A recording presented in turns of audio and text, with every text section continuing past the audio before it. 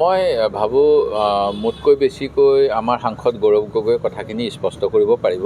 কিন্তু মোৰ দুটা কথা মোৰ দৃঢ় বিশ্বাস যে তেওঁ অবৈধভাৱে যোৱা নাই। প্ৰথম কথা, তেওঁ নিশ্চিতভাৱে পাছপৰ্ট লৈ গৈছে, কাৰণ এটা দায়বদ্ধ নাগৰিক তেখেত। দ্বিতীয় কথাটো হ'ল যিটো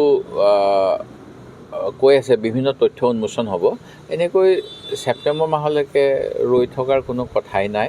মুখ্যমন্ত্ৰীয়ে কিবা তথ্য আছে যদি তাৎক্ষণিকভাৱে দিব লাগে আৰু আইনী ব্যৱস্থা ল'ব লাগে। কাৰণটো এইকাৰণেই কৈছোঁ যে দিল্লীত পাকিস্তান হাই কমিশ্যনটোৱে আটাইতকৈ গুৰুত্বপূৰ্ণ চেঞ্জিটিভ।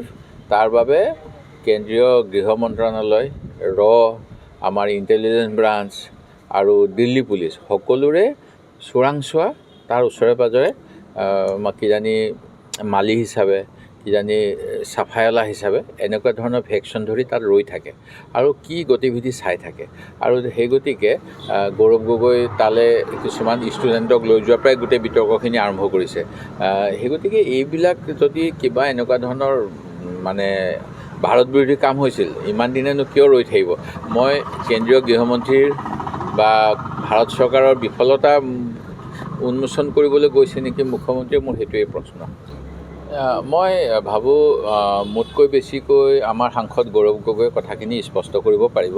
কিন্তু মোৰ দুটা কথা মোৰ দৃঢ় বিশ্বাস যে তেওঁ অবৈধভাৱে যোৱা নাই। প্ৰথম কথা, তেওঁ নিশ্চিতভাৱে পাছপৰ্ট লৈ গৈছে, কাৰণ এটা দায়বদ্ধ নাগৰিক তেখেত।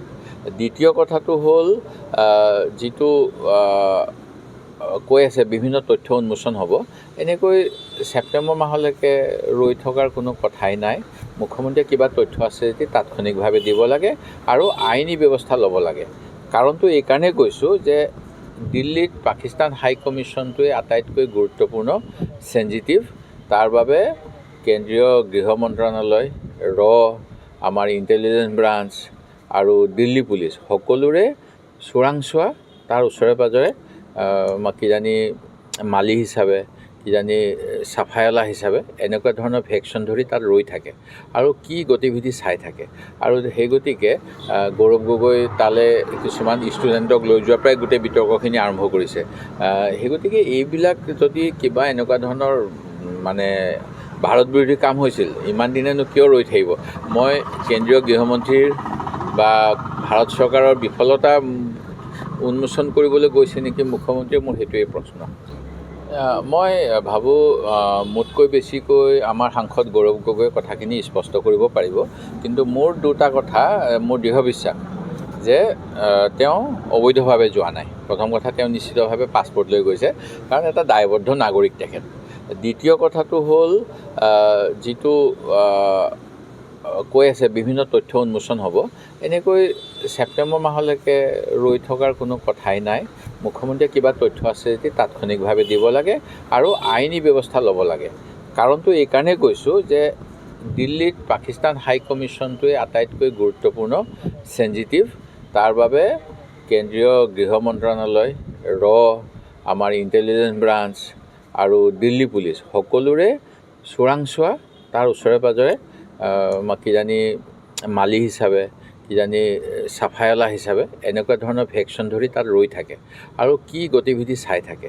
আৰু সেই গতিকে গৌৰৱ গগৈ তালৈ কিছুমান ষ্টুডেণ্টক লৈ যোৱাৰ পৰাই গোটেই বিতৰ্কখিনি আৰম্ভ কৰিছে। সেই গতিকে এইবিলাক যদি কিবা এনেকুৱা ধৰণৰ ভাৰত বিৰোধী কাম হৈছিল, ইমান দিনেনো কিয় ৰৈ থাকিব? মই কেন্দ্ৰীয় গৃহমন্ত্ৰীৰ বা ভাৰত চৰকাৰৰ বিফলতা উন্মোচন কৰিবলৈ গৈছে নেকি মুখ্যমন্ত্ৰীয়ে, মোৰ সেইটোৱেই প্ৰশ্ন। যিকোনো খবৰৰ বাবে যোগাযোগ কৰক 7099017330 লগতে 7099017110 নম্বৰত।